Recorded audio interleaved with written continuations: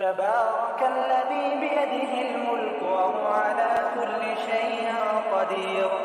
الذي خلق الموت والحياة ليبلوكم أيكم أحسن عملا وهو العزيز الغفور الذي خلق 7 سماوات طباقا ما ترى في خلق الرحمن من تفاوت فارجع البصر هل ترى من فطور ثم ارجع البصر كرتين ينقلب إليك البصر خاسئا وهو حسير ولقد زينا السماء الدنيا بمصابيح وجعلناها رجوما للشياطين وأعتدنا لهم عذاب السعير وللذين كفروا بربهم عذاب جهنم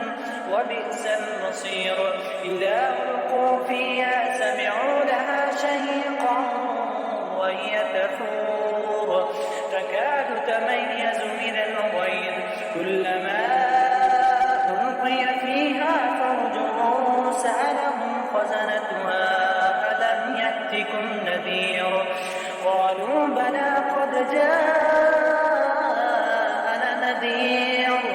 فكذبنا وقلنا ما نزل الله من شيء إن أنتم إلا في ضلال كبير وقالوا لو كنا نسمع أو نعقل ما كنا في أصحاب السعير فاعترفوا بذنبهم فسحقا لأصحاب السعير إن الذين يخشون ربهم بالغيب لهم مغفرة وأجر كبير وأسروا قولكم أو اجهروا به إنه عليم بذات الصدور ألا يعلم من خلق وهو اللطيف الخبير هو الذي جعل لكم الأرض ظللا فامشوا في مناكبها وكلوا من رزقه وإليه النشور أأمنتم من في السماء أن يخسف بكم الأرض فإذا هي تمور أم أمنتم من في السماء أن يرسل عليكم حاصبا فستعلمون كيف نذير ولقد كذب الذين من قبلهم فكيف كان نكير أولم يروا إلى الطير فوقهم صافات ويقبضن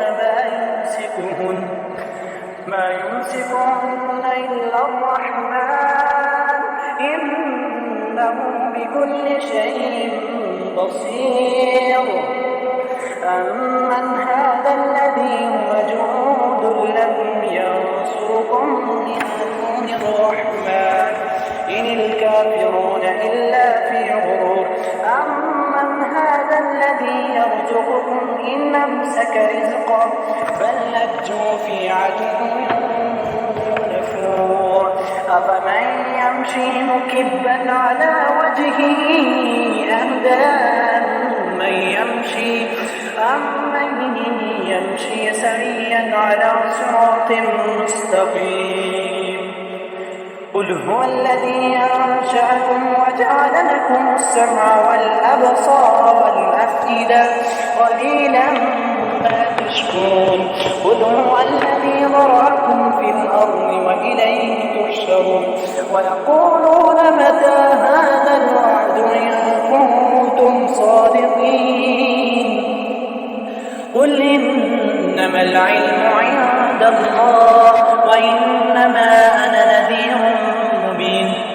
فلما رأوه زلفة سيئت وجوه الذين كفروا وقيل هذا الذي كنتم به تدعون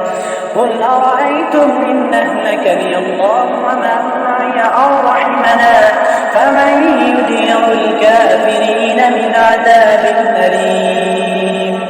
قل هو الرحمن آمنا به وعليه توكلنا فستعلمون من هو في ضلال مبين قل أرأيتم إن أصبح ماؤكم